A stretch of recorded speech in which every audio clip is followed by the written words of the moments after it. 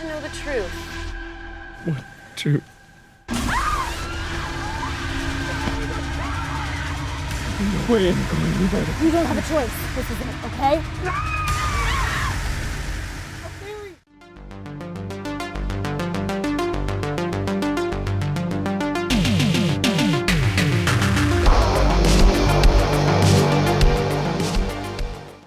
For those of you who complain there's no more original stories, it's nice to see a horror movie with a low budget come out with an original idea. We are talking about the film Animal Among Us, and this one is directed by John Woodruff and written by Jonathan Murphy. Now this movie is a mix-up of a few different horror genres, most notably a creature feature and a slasher movie, but you've also got elements here of thrillers, whodunits, among others. So let's discuss. I can't go too much into the plot. Obviously, the whole point of this movie is there's kind of lots of kind of twists and turns. I will say the actual title of this movie is stupidly somewhat of a spoiler in itself. But there you go. There is a reason why it's called this, but I would have still changed the title. But let's digress. So the basic plot here, we have a kind of a summer camp, a Camp Crystal Lake style camp that you kind of get in America. We don't really get them here in the UK. And 15 years ago, there was 2 deaths under mysterious circumstances that were attributed to some unknown creature within the kind of this woodland area. These 2 young girls. And there has been this kind of writer who has written a book about it, and he's kind of like dramatised it into essentially a Bigfoot story. And this has caused the park to be closed for 15 years. And now it wants to reopen, spearheaded by these kind of 2 sisters.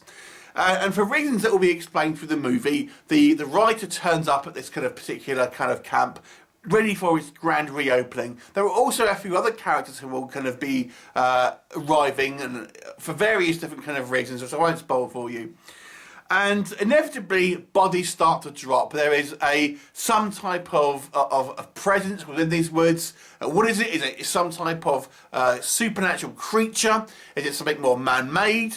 Is it something else completely? You have to watch the film to find out. So let's discuss what works. So I feel the biggest thing here is the plot. Because I will say this movie has a good attempt here of having a fresh and original approach to a kind of a horror movie standard kind of plot. This isn't a simple A to B storyline. There are plenty of twists and turns. Maybe they're not all successful, but I applaud the attempt here to have somewhat of an original style storyline, not just kind of a rehash of a tried and tested genre. So there's big kudos there. This is also a kind of a treasure trove for horror fans, with so many kind of influences from other horror genres. Like I've said, mainly kind of the slasher genre, where we have, you know, a Camp Crystal Lake style summer camp, but there are more elements that in regards to a kind of a slasher, you know, mental disorders, things like that. But there's also a good, you know, portion of the movie which is kind of a creature feature style kind of movie. And then we kind of get into even more kind of like different kind of shenanigans with thrillers, whodunits, mysteries. So this movie actually has quite a lot of cards in its deck, and I've got to really kind of respect the movie for trying, especially a low budget indie flick, for not just going for the kind of the standard kind of like, you know, maniac on the loose sort of style plot here. There's actually some quite fun characters here. I did enjoy some of the characters there. They're somewhat OTT, but they're played. So they're very individual, so they're kind of like the characters kind of don't blend together like you do see in some kind of movies where certain characters are never really kind of particularly developed, and kind of you can never really tell who's who. But this one, I like the fact we have some quite fun characters. There's a kind of like a military style guy who I thought was really kind of fun. And he plays it. He's got some great kind of lines, and you know, he's quite kind of a fun character. Again, without giving away too much here.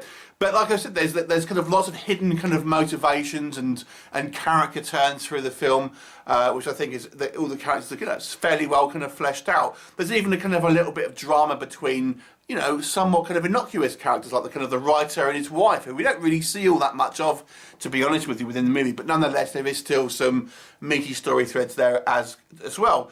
The gore effects are minimal, I would say. It's obviously playing, and kind of special effects in general, to be fair.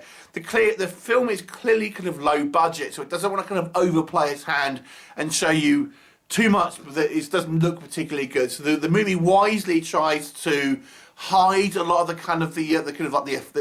effects work, and having somewhat obscured. It might be frustrating for some viewers, but I feel it's better than kind of having, you know, cheaper kind of like effects on display that just kind of like knock the movie down. But like I said, don't be expecting too much on screen here, but I feel that because of the budget, it's kind of used in kind of smart effect. I quite enjoyed the acting here. I thought everyone did a pretty good job kind of acting wise, with the exception of one particular character who is leads on the kind of like the more of a kind of cartoonish performance, but thankfully he's a relatively minor character.